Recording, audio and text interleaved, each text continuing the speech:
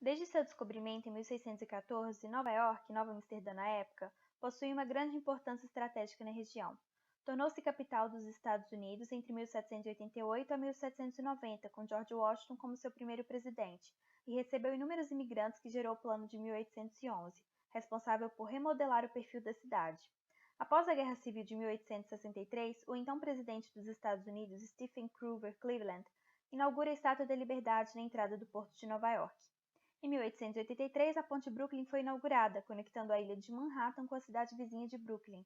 Além do Brooklyn, as comunidades Bronx, Queens e Staten Island foram fundidas a Manhattan, formando a Grande Nova York.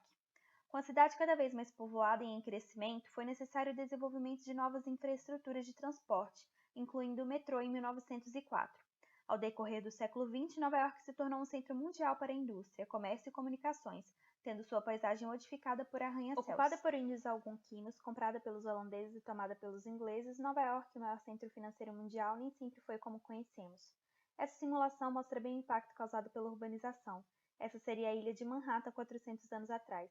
O crescimento acelerado da população, que poderia colocar em risco a sustentabilidade do desenvolvimento econômico, estimulou o governo do estado a bolar um projeto de urbanização, o Plano de Extensão de Nova York de 1811.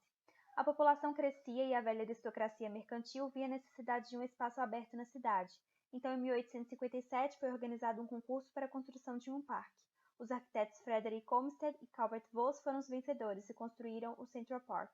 O final do século XIX foi marcado pela verticalização de Nova York. Foram construídos edifícios altos com o intuito de imporem grandezas aos seus observadores. No século seguinte, a cidade passa pela Grande Depressão e pela corrida pela edificação do prédio mais alto na cidade, o que resultou na construção de grandes arranha-céus como o Empire State Building.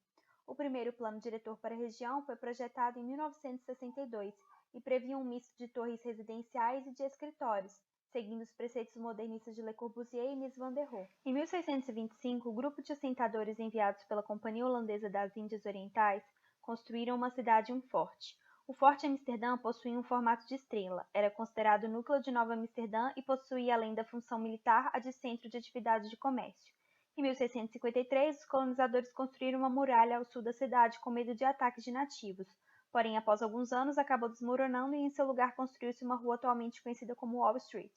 Em 1811, o novo projeto da cidade ficou pronto, sendo proposta uma grade ortogonal de avenidas e ruas numeradas, respectivamente de 1 a 11 de leste a oeste e 1 a 155 de norte ao sul. Nova York cresceu como centro econômico, primeiro como resultado das políticas e ações de Alexander Hamilton e mais tarde devido à abertura do Canal Erie em 1825.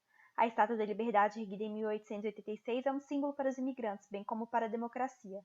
Esses imigrantes europeus e asiáticos se agruparam em suas próprias áreas étnicas e levaram à criação de bairros como Chinatown, Little Italy e Little Germany.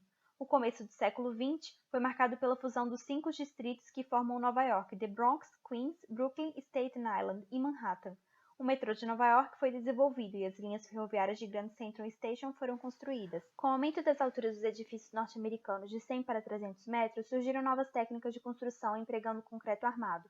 Através da revolução técnica às estruturas, iniciou-se a renascença arquitetônica do tempo presente. O plano para Nova York aplicou o projeto da malha uniforme, dada por vias ortogonais com a finalidade limitada de permitir a formação de um determinado número de lotes ou espaços divisórios.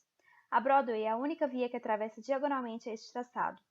A falta de praças e de terrenos livres foi justificada com o raciocínio de que as praças não são necessárias, uma vez que se vive nas casas e não nas praças. Por essa razão, os projetistas do plano escolheram um traçado que opusessem o mínimo de obstáculos a qualquer tipo de construção. As dimensões do plano foram enormes, onde as avenidas possuem 20 km e as ruas 5. O plano, em sua totalidade, prevê espaço para 2,5 milhões de habitantes e foi o suficiente para conter a expansão de Nova York até o final do século. No período de prosperidade, que vai da Primeira Guerra Mundial até a crise de 1929, a produção da construção civil foi muito intensa.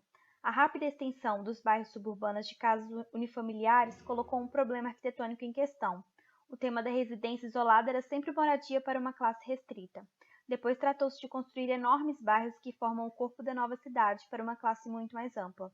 A indústria apossou-se rapidamente do problema e começou a produzir pequenas vilas pré-fabricadas em estilo colonial ou até mesmo com decorações intercambiáveis no estilo preferido pelo cliente. Foi nesse ambiente dotado de tão forte dinamismo e confiante que se inseriram as contribuições do movimento moderno.